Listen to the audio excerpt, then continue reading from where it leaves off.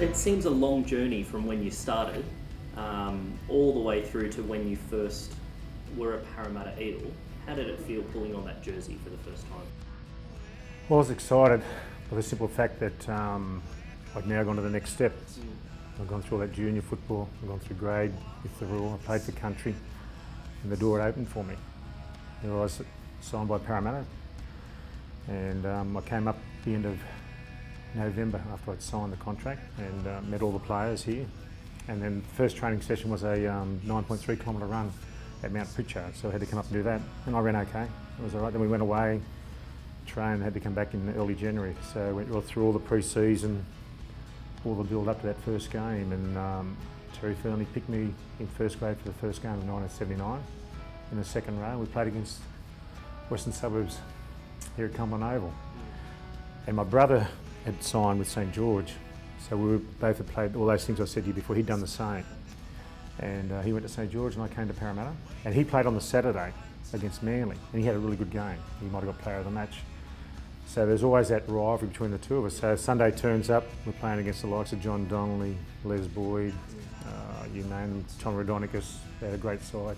John Dorry, they had a great side, West Magpie. So to walk out, what I found was the most exciting part was actually walking into Cumberland Oval. There's 15,000 people there, 16,000 maybe, I don't know what the crowd was, but that's just that buzz that existed. So, and I was ready to play, that's the thing about it, you know. I didn't know how well I was going to play, but I was certainly ready to play, so I gave it my best shot. How did you go? Went all right, actually. Probably not as good as I'd like to, but no, I picked up. Footage on that later, just to check. Actually picked up my first try. Good on you. In the first half. I remember the game so well. It was a tough game. It was hot. The speed of the game is what I wasn't accustomed to. I mean, you go so far playing for country, you go so far playing but just that extra bit of fitness and the quality of the players that you're playing with and the quality of the players you're playing against. You know, there's, as I say, only 13 from each club running out in first grade each week, and so the pick of each district. So, to answer your question there, it was a tough game. It was fast, very tiring, I found, but it was a great experience.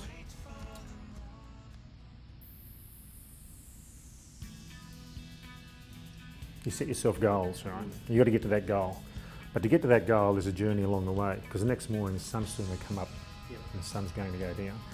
So it's like a personal achievement if you set the goal to play for country, city, New South Wales and Australia. When you achieve those moments, it's a instantaneous moment of excitement for yourself. But getting to that point where you achieve that goal, there's no certainty. Along the way you can have injuries. I mean, I know with myself, I always wanted to play for Australia. I wanted to win a premiership for Parramatta. But there was no guarantee that was going to happen when I'd planned it to happen. You couldn't lose faith, you couldn't lose trust in yourself that you'll do it. And you don't know when it's going to happen. Because there's injuries along the way, there's a lot of ups and downs, there's selections, there's whatever. But if you lose focus, you're gone. And I came to Sydney to play rugby league. Sure, I trained as a secondary mathematics teacher, but my whole goal was to play rugby league.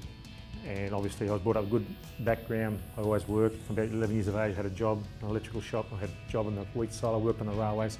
So my parents always made me work. So I was always going to have that working background. But just that rugby league side of things, you can't lose focus. You just got to keep that desire to want to do it. And I know, to answer your question, wearing the green and gold jersey for Australia, to me, is the ultimate. Because that was one of my goals. And to wear that, you know, is achieving a goal. I didn't know when it was going to happen. I'd never lost faith that I'd do it. You know, like I did it when I was 1985. I was tipped to do it probably previously, back in 78, even 70, 80, whatever, but through injury or through lack of form or through whatever, it didn't happen. But I never lost faith as the fact that was the goal to achieve. You had a rough trot through early 80s with injury. You touched on that. I read a stat where you were only... Played more seasons than games? Yeah, something of that nature. You were at 14 games in 3 seasons, so 81, 82, 83. Yep. How does that knock you about as a player? Do you speak of that faith and that determination. Does it ever take away? Do you ever think, oh, maybe I'll move on from this passion? Or how did you keep rising each day to... It's a good question. I think I might try to answer that before. I never lost faith that I could do it. I didn't lose trust in myself, but that was the goal I'd set myself. So whatever it took to get there, I'd get there. And I think that probably the thing which I've realised as you get older too is like it's a personal thing. There's no, I mean, as soon as I was out injured, another bloke steps into your position. So he's then given an opportunity to play well himself and hold that down. I'm not in the picture, right, as far as the 80 minutes go on the field, but I've still got to do the hard work to overcome the injuries to be ready when the opportunity comes. And probably to epitomise that was 83 when I got busted in 81, second game, I did my knee.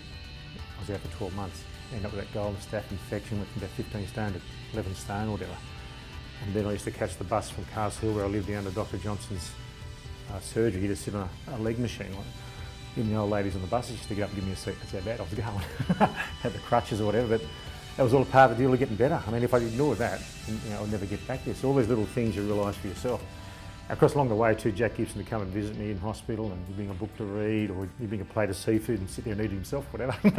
But no, he was always there in the background, but it still came back to me. I mean, if I dropped off, they said, no, it's all over, all the best. I wouldn't have done what I've been able to go on and do. And there's no guarantees that I'd do it, but I just knew myself I could do it.